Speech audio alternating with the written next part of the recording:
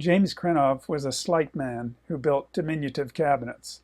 But when he died at 88 on September 9th, the furniture-making world lost a towering figure.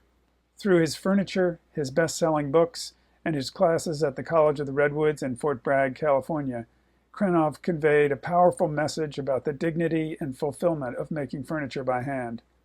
In 1996, when Krenov was 75, I spent several days interviewing him for a magazine profile. As students worked at their benches and machines in the shop, we sat outside at a picnic table, and Krenov took me on a memorable verbal trip through his life. You know, I came from a traveling family. They were upper class people, you know, they were privileged people, and so they made this kind of amateur archaeologist adventure journey by boat and horseback and reindeer all the way across all of Russia and into Siberia to Petropavlovsk, which is now Vladivostok.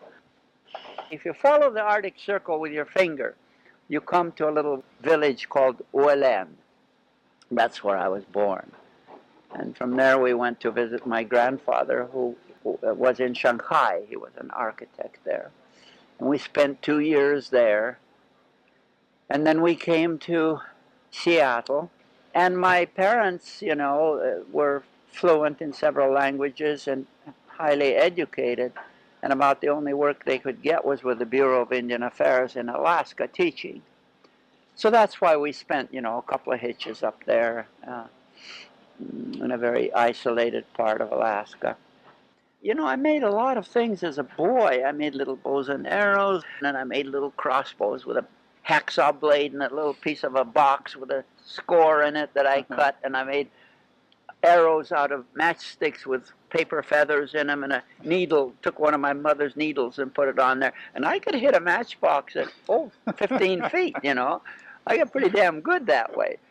We had a tiny little cottage, and I would be on the porch there, and the school kids would come, and I would make toys for them, you know, little airplanes and boats and things. And already then my hands were handy. I have good hands, good strong hands. And I'd make little things for them, and I'd be so delighted. Hey, I made this airplane, and this guy liked it, or whoever. It made my day. And then I went to Malmsten School. Well, we had about 18 students, and it was a one-man school. Carl Malmsten was a dominating figure in Swedish furniture. He was a godfather of not only the school, but of Swedish furniture. And it was quite an experience. He was a very strong personality. When I came out of Malmsten's, I didn't even have a shop. I had a bench and a bandsaw and no joiner. I almost killed myself straightening out planks with a big old metal plane. I don't recommend it. But yeah, I persevered. My wife became a school teacher. She made it possible, you know, for years I couldn't carry my end of the plank. She believed that that's what I should be doing.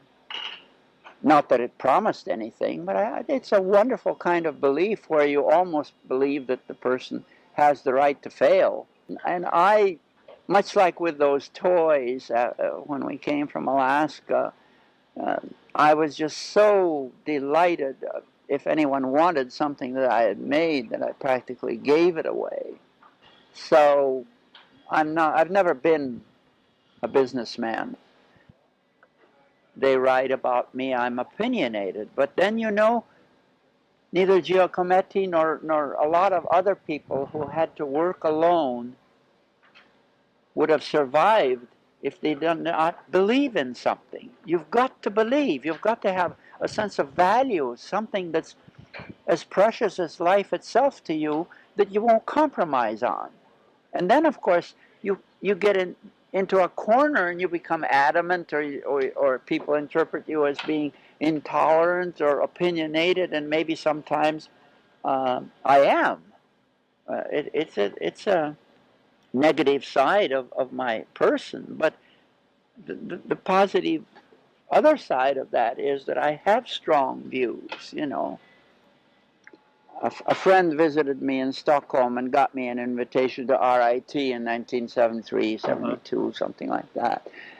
So I came to them and I was talking about the simplicity of tools, the importance of the intimacy of the process, because much of crafts in America is gadget oriented, and even was then to an extent. And here comes this quaint guy who says that basically you can use the same tools that the Vikings used, to build the Oseberg ship. There are no sacred weapons, but there is refinement in tools, just as there is refinement in our hands and in our eyes and in our other senses. And if you get close enough to your tools will bring you close to the touch that you want, the expression that you want. One of the teachers at RIT, Craig McArt, came to Stockholm and said, "You sit down and write a book. I want you to write a book." And so I wrote Notebook. And then here I am, in Stockholm in my little basement with hundreds, literally hundreds of letters from all over the world. And basically they're all saying the same thing. I thought I was the only person on the planet foolish enough to believe in this kind of stuff, and now I know there are two of us.